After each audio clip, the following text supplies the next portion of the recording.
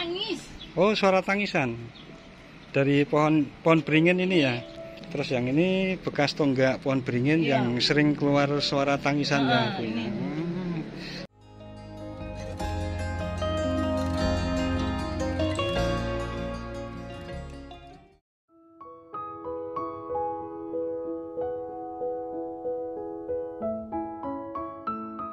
Assalamualaikum warahmatullahi wabarakatuh. Mitra DMTV. Mungkin tak banyak orang tahu perjalanan hidup permaisuri dan putra mahkota Sri Sultan Hamengkubuwono ke-5 setelah diasingkan atau dibuang Belanda ke Manado, Sulawesi Utara. Menurut Roger Kembuan, dosen Fakultas Ilmu Budaya Universitas Samratulangi Manado, Kanjeng Ratu Sekar Kedaton dan Gusti Kanjeng Pangeran Arya Suryeng Ngalogo alias Kanjeng Gusti Timur Muhammad hidup dan meninggal di Manado. Pun demikian dengan Syekh Arsyad Towil yang pejuang dari Banten dalam Perang Cilegon dan meninggal di Manado.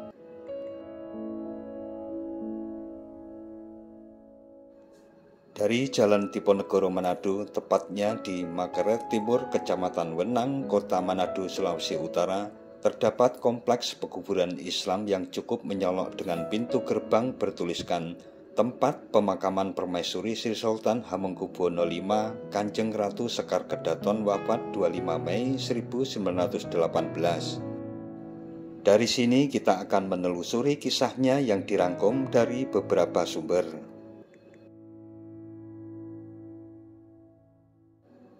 Di kompleks pekuburan ini terdapat dua bangunan cungkup utama. Cungkup pertama merupakan tempat makam dari Syekh Mas Muhammad Arsyad Towil Al-Bantani Al-Jawi. Syekh Mas Muhammad Arsyad Towil Al-Bantani Al-Jawi atau 1851 hingga 19 Maret 1934 atau yang lebih dikenal sebagai Syekh Arsyad Towil adalah ulama sekaligus pahlawan Indonesia yang berjuang dalam Perang Cilegon dari 9 sampai 30 Juli 1888 bersama Ki Wasid, Tubagus Ismail, dan pejuang lainnya dari Banten. Arsyad adalah murid dari Syekh Nawawi Al-Bantani, seorang ulama dari Banten yang menjadi imam Masjidil Haram di Mekah. Pada bulan Desember 1945, Soekarno selaku Presiden Indonesia menyampaikan pidato di hadapan masyarakat Banten di alun-alun kota Serang. Pada awal sambutannya, Soekarno menyebutkan bahwa Arsyad Towil adalah pahlawan besar dari Banten.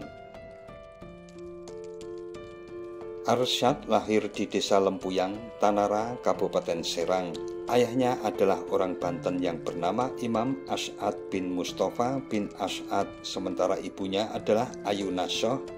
Tidak ada tahu persis tanggal dan tahun kelahirannya, namun di batu nisannya tertulis bahwa ia lahir pada tahun 1851 Masehi.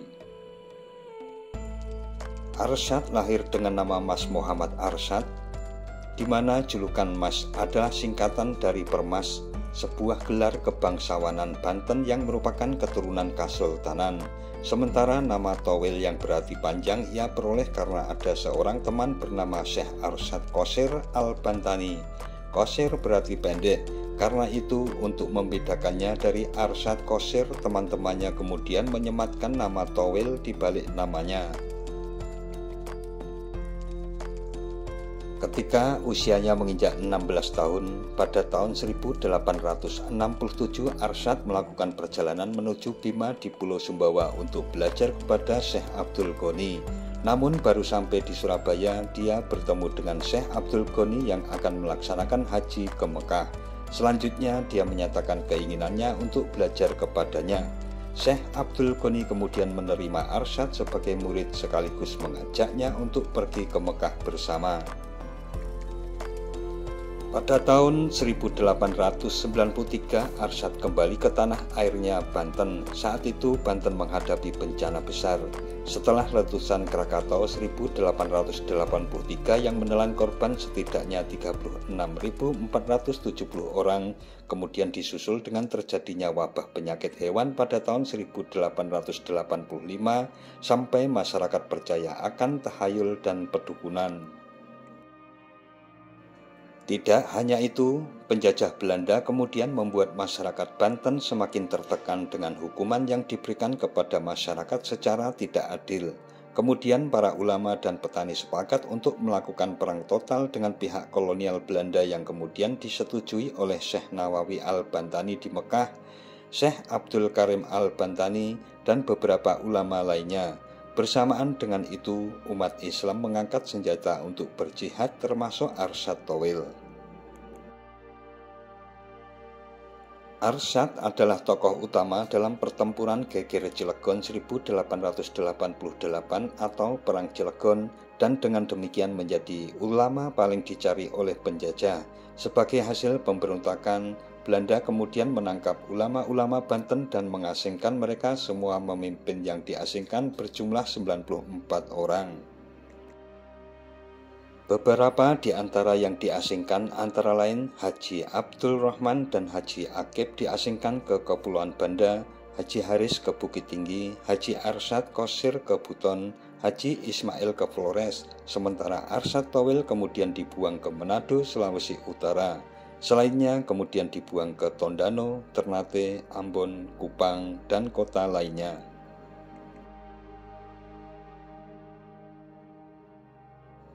Bersebelahan dengan cungkup makam Syekh Arsyad Towil terdapat cungkup makam dari Permaisuri Hamengkubuwono ke-5, yakni Kanjeng Ratu Sekar Kedaton yang wafat pada 25 Mei 1918.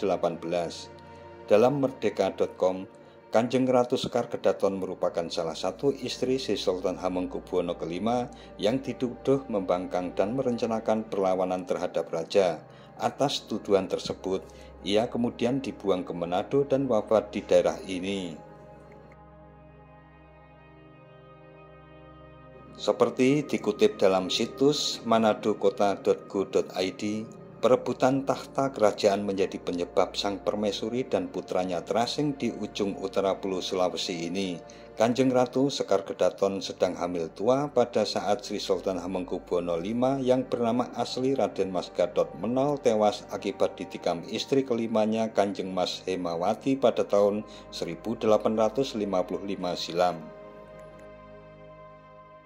Selang 13 hari setelah kematian Sultan, Kanjeng Ratu Sekar Kedaton melahirkan putra mahkota yang kemudian diberi nama Gusti Kanjeng Pangeran Arya Suryangaloga dengan nama kecil Kanjeng Gusti Timur Muhammad. Lantaran putra mahkota masih sangat kecil, tahta kerajaan diserahkan kepada adik Sultan Hamengkubuwono ke-5 yaitu Raden Mas Mustojo dan diberi gelar Sri Sultan Hamengkubuwono ke-6. Hanya 13 tahun memimpin, Sri Sultan Hamengkubuwono ke-6 meninggal dunia dan digantikan anaknya Raden Mas Murtejo alias Sultan Ngabehi alias Sultan Sugih sebagai Sri Sultan Hamengkubuwono ke-7. Pada masa pergantian Sri Sultan Hamengkubuwono ke-6 dan ke-7 inilah terjadi pertikaian keluarga lantaran sebagai pewaris kerajaan seharusnya yang naik tahta adalah Pangeran Arya Suryangaloga. Akibat pertikaian itu, Sri Sultan Hamengkubuwono ke-7 menangkap Kanjeng Ratu Sekar Kedaton dan putranya tersebut, lalu dibuang ke Manado dengan tuduhan membangkang pada raja dan merencanakan melakukan perlawanan. Situs resmi pemerintah kota Manado ini bahkan menulis keterlibatan pemerintah kolonial Belanda dalam mengasingkan Kanjeng Ratu Sekar Kedaton karena sebagai kerabat Pangeran Diponegoro, sang ratu dituduh sering berkomunikasi dengan Diponegoro untuk melawan Sultan Hamengkubuwono ke-7 dan Belanda. Dalam pembuangan di Manado, Kanjeng Ratu Sekar Kedaton dan putranya tinggal di daerah Pondol hingga meninggal dunia. Permaisuri meninggal pada 25 Mei 1918, sedangkan Gusti Kanjeng Pangeran Arya Suryangaloga meninggal 12 Januari 1901. Di samping kiri cungkup Kanjeng Ratu Sekar Kedaton terdapat nisan bendera Pangeran Haryo Hadiwijaya. Beliau adalah putra ke-17 dari Kanjeng Sri Sultan Hamengkubuwono ke-6. BPH Hadiwijaya ini difitnah dan dibuang oleh Belanda ke Manado pada tahun 1875 karena dianggap membenci tindakan Baginda Sultan Hamengkubuwono ke-7 hingga wafat pada 9 Februari 1916 dan dimakamkan di Mahakaret, Manado.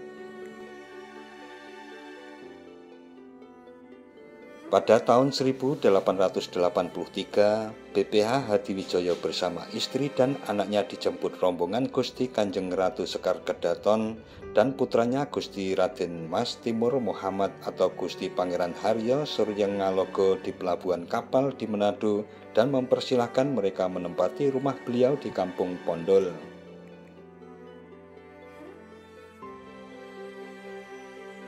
Selama di pengasingan, BPH Hadiwijaya ditemani putranya yang bernama Raden Mas Menot. Kemudian di sana lahir putra nomor 6 yang diberi nama Raden Mas Joko Sangkolo. Setelah GPH Suryangaloga meninggal dunia 1901, GKR Sekar Kedaton dibelikan rumah oleh Sultan Hamengkubuwono ke-7 sebagai tempat tinggal beliau bersama anak dan cucunya. BPH Hadiwijaya sudah dianggap sebagai anak sendiri oleh GKR Sekar Kedaton. Kemudian GRA Hadiwijaya kembali ke Yogyakarta sampai dengan wafatnya dan dimakamkan di Pasarian Hastorenggo Kota Gede, Yogyakarta yang berada di luar Cungkup. Sedangkan BPH Hadiwijaya bersumpah tidak akan kembali ke Yogyakarta sebelum saudaranya yang memfitnahnya wafat, namun ternyata beliau wafat terlebih dahulu. Setelah sekian lama, akhirnya para anggota Trah Hadiwijaya atau Hadiwijayan bersepakat untuk memindahkan makam BPH Hadiwijaya dari Mahakaret, Manado ke Pasarian Hastorenggo, Yogyakarta. Rencana ini terrealisasi pada tanggal 21 Juli 1990, di mana sebelumnya makam GRA Hadiwijaya dibongkar terlebih dahulu dan disandingkan dengan peti BPH Hadiwijaya untuk kemudian secara bersama-sama dimakamkan kembali di dalam Cungkup. Tangis. Oh, suara tangisan dari pohon beringin ini ya. Terus yang ini bekas tonggak pohon beringin yang sering keluar suara tangisannya. Sekarang habis ditebang masih enggak lagi ya. Rindang sekali. Nah, mitra DMTV, demikian suasana pekuburan Islam di Mahakaret Timur, Kecamatan Wenang, Kota Manado, Sulawesi Utara beserta dengan kisah beberapa tokoh utama yang dimakamkan. Jangan lupa subscribe dan tekan tombol loncengnya agar tidak ketinggalan dengan video-video terbaru dari DMTV. Sekian dan wassalamualaikum warahmatullahi wabarakatuh.